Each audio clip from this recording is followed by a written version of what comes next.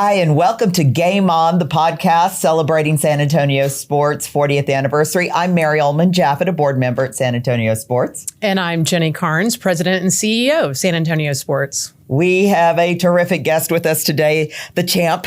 Today, we're joined by the Texas Tornado, former professional boxer and San Antonio native, Jesse James Leija. We're so glad you're here, James. Thanks for having me. James, just to recap real quickly, James held the WBC Super Featherweight title in 1994, holds a professional record of 47-7, and today you run Leija Boxing and Fitness Gym in San Antonio. And the fun, cool aside is that you've been the trainer for the San Antonio Spurs, boxing trainer for a long time, right? 21 years now, I believe. 21 years, yeah. Oh, that's so amazing. Well, we're delighted to have you here. Thank you for having me. First of all, too, and I know you said former WBC world champion. I was also an IBA world champion. I was a 3-time North American champion as well. So I have 5 titles in my career through boxing, but there's no one else better than brag about themselves than me. Right? If I don't do it, who's going to do it for me? Yeah, that's good. We're sitting in the same room with greatness. Yes, we are. But let's go back even further. So you're born and bred in San Antonio, right? Yes, ma'am. Tell us a little bit. Southsider. Yeah. How did you come into boxing? Well, good story. Kind of, I really didn't talk about this much, but I've been more open about it recently, and you'll understand why. So when I was, I guess when I was 18, I started fighting. But the reason I started fighting is because I was supposed to pick up my girlfriend on a date. And one of my buddies, who was one of my good friends, he said, "Hey, James, let's go out and hang out. And we're going to have a party. There's going to be a lot of girls there, the whole bit." He goes, "Come on, let's go." And I said, "I don't know if I want to." So I said, okay. I stood up my girlfriend at the time, stood her up. Went out hanging out with my buddy. We're drinking and moving around and doing dumb stuff. And we pulled up back then when everybody used to drive at Military Drive. Remember, everybody used to park at Military Drive, and I was one of those guys. So we parked and we went to go and eat. It's 12 o'clock at night. And for some reason, because I was drunk, I threw up like crazy. I threw everything out of my body. Pretty gross. And we ate and we started driving out. Going home, I passed a red light. Red lights come on behind me. My buddy goes, "I think I have a warrant for my arrest. Let's run. I have a warrant for my arrest." Then I'm driving. I said, "I think I have a ticket outstanding too." So doing something dumb, I started trying to get away. I had 2 cops behind me chasing me, 3 cops behind me chasing me. I'm 18 years old. And I had a decent job. I'm a good guy. Had a decent job just doing something dumb. And the police were chasing me. I've never said this story. This is the first time anyone publicly has heard this story. I mean, besides family. And the police were chasing me. I'm going 100-something miles an hour in my RX-7. I had a souped-up RX-7. One police officer gets in front of me, and I crash. I tried to avoid him, and I hit the guardrails and I crashed. I had the guns pointing to our heads when we finally stopped. And I was thinking already, "Oh man, poor parents. I feel so bad for my parents. Like, why did I do this? I'm not this type of guy." Went to jail. Spent 25 hours in jail. My dad picks me up. And that was the only person I didn't want picking me up because I knew I was in trouble. My dad picks me up, and he was just about to get on me to tell me whatever. And I said, "Dad, there's nothing you can say or do that will make me feel any worse than what I feel right now. Nothing." I went home, lay down in bed, went to sleep. But while I was in jail, I said, "I'm going to change my life. This hate me. I'm a better person." I said, "I'm going to get in shape." I wasn't heavy, but I was out of shape. And I said, "I'm going to get in shape. I'm going to get in the best condition I can and join the police academy or the fire academy. I need to change my life." And I had a decent job back then. And I started boxing. I bought a heavy bag, put it in the garage. My dad was a former champion, a former boxer who was the first San Antonian to ever make it to the National Golden Gloves finals in 1958. The first San Antonian to ever get that far as an amateur. But back then in 58 and 60, they were just fighting just to make money. So they never wanted us to fight. And so that's why we never fought. But when at 18, I said, "I'm going to try this to get in shape, to join the police academy." And 2 years later, I'm in the Olympic trials. Wow. That's how disciplined I was to make it and to make sure that my parents were proud of me. Yeah. And that's what I did. Well, that story is dramatic and it could have gone one way or the other, right? I'm glad it went the way it did. Yeah. I made a page. I said, I got to prove to my parents that that they could be proud of me. Yeah. Well, thank you for sharing that and being. It's kind of, and no one would ever know that. Like, wow, but it's happened, and it happens to a lot of people. It's just, what do you do from there? You either go forward and make it better, or stay the same. And I made a decision to. The girl that I stood up, I married, and we've been married 36 years. I was going to ask about that. Did you call her the next day and apologize? No. Well, that's the funny thing. When I'm in jail, they give you that one call. I call her. Uh-huh. And I said, Lisa, don't hang up. I'm in jail. Click. She hung up, right? And there's your one call. I'm like, there's my one call. But she called my mom. Uh-huh. And my parents are really cool people, but they're tough too. And she called my mom. She goes, Miss Leija, just got a call from James, and he said he was in jail. And she goes, okay, good. Let him stay there. Boom, hung up. That's why I was in there for 25 hours. Yeah. Well, that is a great story. That's a good story. Yeah. Lisa's a good one. And Lisa and I have been together now 40 years, I believe. Yeah. Well, actually 45 years. She's wonderful. She's a terrific person. Yeah. Well, tell us a little bit then. I mean, okay, a lot of people might say they want to get into boxing to get in shape or maybe even compete. You were a young man, but to compete so quickly at such an incredible level, how did you do that? Is it just God's gift? No, physically, not at all. Discipline. I'm a tough kid. I was a tough kid. I played pot winner football. I played little football in middle school, but nothing in high school. I didn't do any sports in high school, but I was always that kid playing outside and doing things. But I think it was just my mental state of wanting to be better, wanting to prove a point, discipline, and not saying no to anything. Like, I'm going to do it. I'm like that. I didn't let anyone tell me I couldn't do something that I knew I could do or try to do. And even to this day, I tell people I could do it. Just watch. If you don't believe me, watch. That's my thing. I think we can all do anything, everything. We can all do it. And I just work hard at it. I always tell people, this is one of my favorite sayings to people: the harder I work, the luckier I get.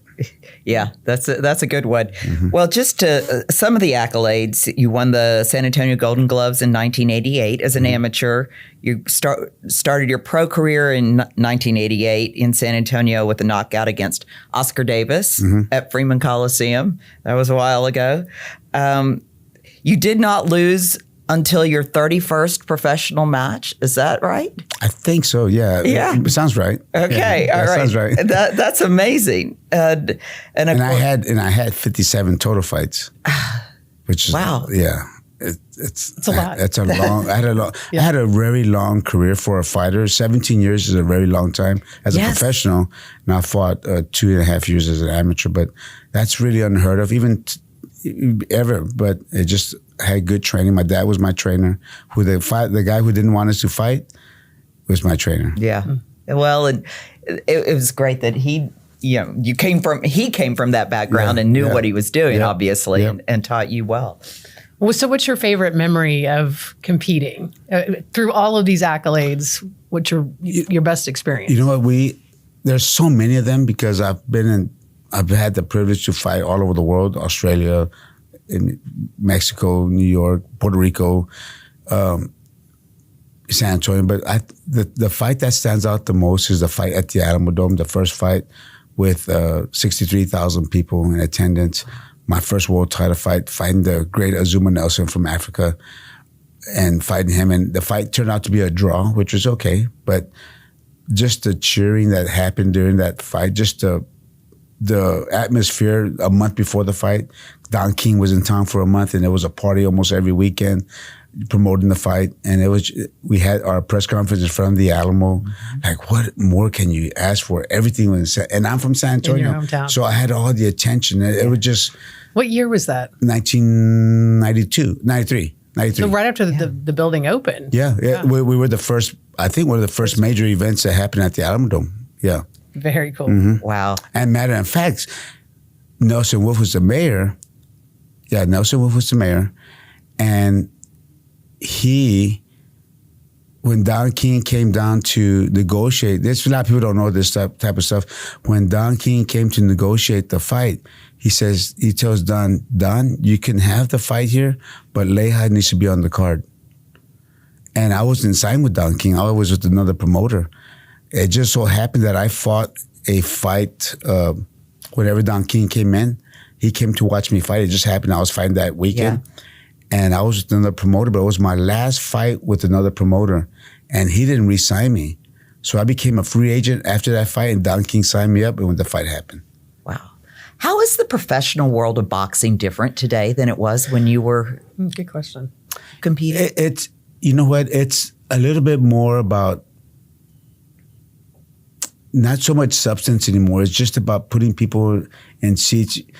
It's getting, I always tell people, it's not the same as in the 90s, the 80s, or the 60s, because that fighters had to really fight. Now they're just fighting to make money. Back then we fought for glory. We fought for our careers. We fought for being superstars. Right now they're just fighting for money. They're not fighting anybody. There's some great fighters out there today, but the way I see it is they're fighting for the money. Right back then we fought for the glory. And for titles. Mm-hmm. Yeah. It's a big difference. So when you fight for world titles and you fight for money, it's a big difference because you're not going to, it's money. You'll fight hard, you'll lose, whatever. When you fight for titles, you give it everything you got and more. Mm-hmm. I think that's the difference. It's changed.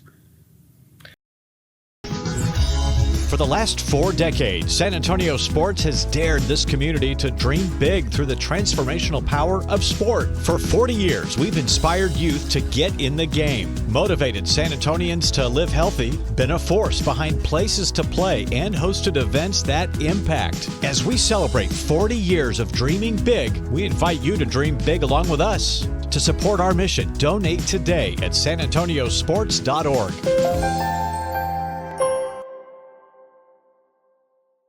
Well, you mentioned a minute ago you found success because you were mentally strong. So I thought I was mentally strong back then, and that's. I'm sorry I cut you off, but yeah, I thought I was back then, but I really wasn't. Not too. Sorry, after you tell me your Well, I just wanted to shift gears and talk a little bit about how mental wellness and mental health is so important to you these days, and why, and what you're doing to help support that. And the reason I bring that up is because, as a part of our 2 community programs at San Antonio Sports, we've been weaving in mental wellness as a part of being fit physically, you're fit mentally. It just all works together. And you're so right. At our gym, we have so many businessmen, businesswomen, stay-at-home moms, stay-at-home dads, young kids. And for years, we've always known this, but the exercise is great. But what it does for your mental health and your mental wellness and your stress release is amazing. That's what keeps everyone coming in. We have who's who and business guys, everybody comes in and they're so addicted to it, but it's still what it does to your mental state after you leave the gym and how well. I get wives calling me and tell me, thank you so much. My husband's such a nice person now. He's much better, or vice versa. Oh, thank you, my wife. She's so nice to me now, whatever. It just happens that way. And there's kids that are bullied. There's bullies that come in and they always were like, wow, there's always someone better and stronger than I think I am. So it helps. I've had kids come in that have been bullied, and after a while, my parents said no one ever bullies them again because they know how to fight. It's a positive thinking thing. It's being mentally strong. And going back to my career in 1988, I was already a decent fighter. 1990, 91. I already made the Olympics, right? The Olympic trials, so I was pretty good. And my dad's best friend, name was Tomas Montellano. He introduced my parents to each other. And he was always the guy that was hanging out. He wasn't a boxing trainer or anything, but he was always around. He was teaching me how to play golf. And he would say, James, I want you to read this book. I think this may help you in your career and help you in your life. Whatever. I said, how good could it help in my career? I already made the Olympic trials. I'm undefeated already. I have like 14 fights. I put the book in my golf bag and then look at it. And then the following week he said, have you looked at the book? And I said, not yet. I'm sorry, I haven't. Then the following week he said, have you read the book? I said, man. So I said, let me read it just so I could tell him I read it. Your back. I didn't put it down. I finished the whole book. I couldn't put it down. It changed my life. But did it help your golf game? Yes, it did. But it changed my life. And the book was The Power of Positive Thinking by Norman Vincent Peale. That book changed my life. Wow. And ever since then, every book that I have at home, it's all about mental health, positive thinking, the art of war, anything to help enhance who I am as a person, to be a better husband, be a better friend, be a better son, be a whatever, right? But that book, it started with the power of positive thinking. And when we have our guys that work at our gym, our workers, all young guys, and my son James bought a book for all of them and said, read this book. And it starts there. But it's about, it changed my life. I thought I was good, but when you're tough here and strong and no one could beat you up here, unbeatable. I think I'm going to get to the gym. Yeah. Yeah. I'm motivated. It's that type of, it's that type of atmosphere at our gym. I had a lady yesterday just saying her son has mental bipolar, whatever it is. There's so many different ones, but her son has some. He goes, but he loves being here. He says when he goes home, he goes, I love to be at the gym. It makes him feel good. And we're just training and doing things, and it's a family atmosphere. But she said it's her son's first week. He goes, he loves it. Well, explain, because I think a lot of people think of boxing and they think of the competitive level of boxing. Getting hit, getting cut, getting whatever. Right, exactly. So it's a little intimidating to say, is. I go work out at a boxing gym. I don't, although you've invited me many times. It's on me. It's not on you. But, so explain to me why I shouldn't be intimidated. Well, not at our gym, because it's so friendly and we're there to greet you and make you feel at home. And the thing is, the workout is hard. We always tell people, if the workout doesn't keep you, the members will keep you coming back. It's just, our members are great, and they're all invited. You become friends with everyone, become family. We go and have dinners with each other or whatever. We have a group outing. But it's just something that gets, boxing is life. You're going to have your ups and downs. You're going to get hit a little bit. You're going to get beat. You're going to get knocked down. You dust yourself off and you get up. You can get knocked down 8 times, but you get up 9. It's that type of atmosphere. We're going to work. We're going to fight for our happiness, fight for our mental health, fight to be in better shape, fight to be strong. Yeah, that's great. Well, I can't wait to get to the gym. And I think we have to. You got to try it out. Share that you talked me into participating in your 2nd annual boxing charity event. Yes. So we'll see how that goes for me. Well, to explain the event. Yeah. So we have our foundation, the Leija Family Foundation, which helps in mental health here in San Antonio. We help different companies or different programs that help mental health, and we help support them financially. So we started our red carpet brawl, which is our annual gala. This will be our 2nd year. Last year we had 7 or 8 fights, which is 14 businessmen and women fighting each other, and all the proceeds that we make on that night go to mental health here in San Antonio. And it's just a great night. It's like Vegas, a little slice of Vegas in San Antonio. That's fun. And our participants get to fight and run the red carpet brawl, walk down the carpet, get their videos and get their fight, the whole bit. Everybody wins. It's everybody wins. Well, I have to admit, I'm a little nervous. Yeah, but you saw the great fights, and we trained the clients for 3 to 4 months of training and sparring and getting ready for the fight. Be for 3 minutes, such good shape. For 3 minutes of fame. 3 minutes of fame. 3 minutes. I can handle 3 minutes. Yeah. Do anything for 3 minutes. Yeah. Oh, I'll be there. I will definitely be there. We're sold out. We sold out last year, and we're going to sell out again this year. That's really fantastic. You talk a lot about the strength, the mental strength that it takes to be a good fighter. How do you see that as being a deficit amongst the kids in our community? Is boxing the way for them to strengthen their mental health? I think knowing that I think kids that know they can not just defend. Well, here's an example. I trained the Spurs how to fight. Yeah. But they're not going to fight. But it makes them mentally stronger knowing they can fight in case they need it. It's about having that backup. I can do this. we know they're not going to fight during the game, but we want them to fight a little harder for their space, to move a little bit more, push a little guy, push someone out of the way and not be intimidated by anyone. And in life, that's almost the same thing. We go outside, we get intimidated by certain people honking the horn at us, or we're going to get off the car to go into a store and there's some people standing out there. We don't want to feel intimidated. We want to be able to live our life and feel like I have the right to be here as well. And what are you gonna do about it? that type of strength. And it's a funny story. I was telling Tim Duncan, or someone as big as Tim is and as smart as I am, I said, Tim, as big as you are and strong as you are, and I said, I'd probably take you in a fight. And he looked at me and smiled. I said, I may come out of it not looking well, but you're not either. I said, something's gonna happen. But that's just a mental positive thing I have in me. Yeah. I'm gonna give it I can be, you know what? You can be right or you can be wrong, right? But I'd rather be on the right side. Yeah. And give it my best. Okay, I got to ask about, I know you're training the Spurs. How do you train a Wemby?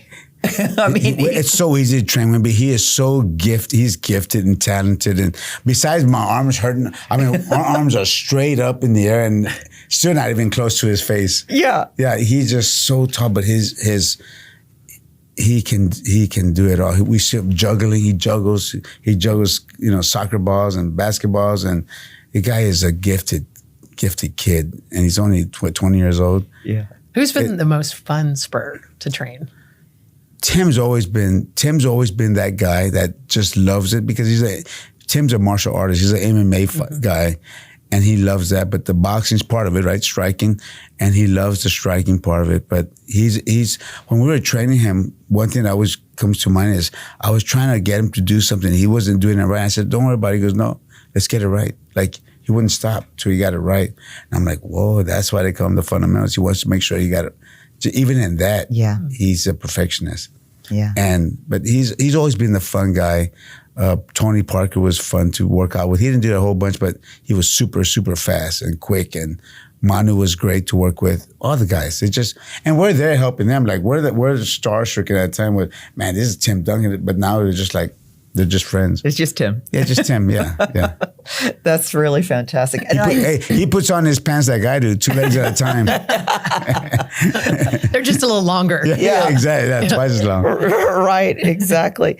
Well, tell us a little bit about, where do you see yourself and your business and what you're focused on now in, say, the next couple of years, 5 years down the road? Well, so my business, my sons run the business with me, and I let them take charge of all the stuff, the foundation, our podcast that we do as well, the Leija Lounge, the gym, they run it. They do it all. Both my sons, James and Dean. But we want to expand our gym, take it to the South Side. I'm from the South Side, and I've always been wanting to put a gym in the South Side. We're looking at Brook City base right now. We're looking at Southtown to put a gym out there. And that's our next project, is to expand to the South Side and make it happen there as well. Because just our gym now is just great, and the people are great, and we want to take that. That's our goal, is to go to the South Side.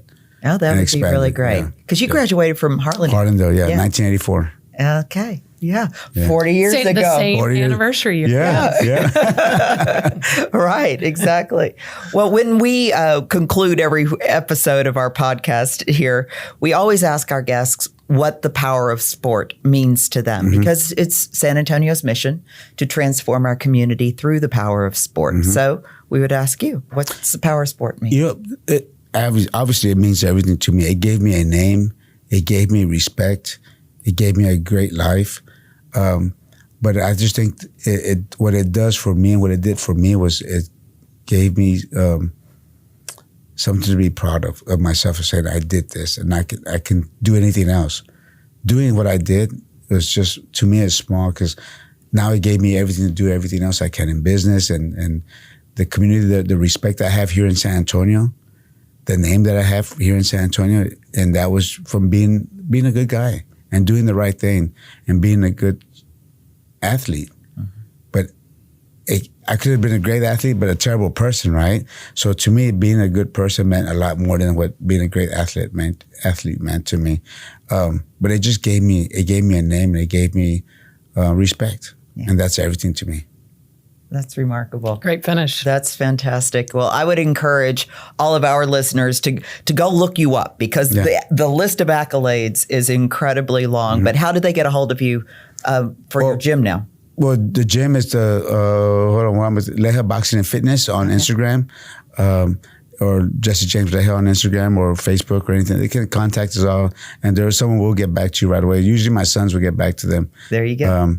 But yeah, our gym's on Broadway and 410, inside the Loop. Okay. Perfect. Right by my house. Yeah, no excuses. Hey, will you take care of my girl as she's preparing for this big boxing match? well, here's the thing. If I took care of her so well, she won't fight well, right? I got to rough her up. And make sure she's ready to go. Prepare her. Get her mentally tough. Yeah, I'm really nervous. Get her tough. Good luck, Jen. And thank you very much for joining us on Game On. And we'll have all of the show notes there. You can check out and learn more about James and certainly more about San Antonio sports. Thanks. Until next time, Game On.